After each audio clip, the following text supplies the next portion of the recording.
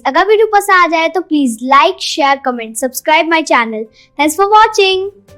मकसद जिंदगी गुजारना स्टेप नंबर 11 है। पर्पस ड्रिवन जिंदगी आपको बुलंदियों पे ले जाती है और फिर ट्रांसफॉर्मेशन एफर्टलेस हो जाता है, जहां आपका दिमाग, जिस्म और रूह एक ही सीध में होते हैं और इस स्टेज पे आप अनस्टॉपेबल हो जाते हैं। तो पहले क्लैरिटी लेकर आएं और अपनी गलतियों से सीखें। मौलाना रूमी और शम्स ऑफ तबरेज ने इसे बेहतरीन समअप किया है कि कल मैं होशियार था और मैं दुनिया को बदलना चाहता था, आज मैं अक्लमंद हूँ, खुद को बदल रहा हूँ। अगर आप अपने आप को अपने अंदर नहीं ढूंढेंगे तो आपको हक का रास्ता कभी नहीं मिलेगा। आपकी मसरूफियत ये जानने में सर्फ होनी चाहिए कि मैं कौन हूँ, मेरा जोहर क्या है और मैं यहाँ किस मकसद के लिए आया हूँ और कहाँ जा रहा हूँ, मेरी रूट्स क्या हैं और मैं इस लम्हे क्या कर रहा हूँ और मेरी तवज्जो किस तरफ है। एक नेक इंसान किसी से शिकायत नहीं करता, किसी की शिकायत नहीं करता, दूसरों के ऐबों की तरफ नहीं देखता। सुकून और खुशी साफ शफाफ पानी की मानंद है, ये जहाँ भी बहता है खूबसूरत फूल खिलते हैं।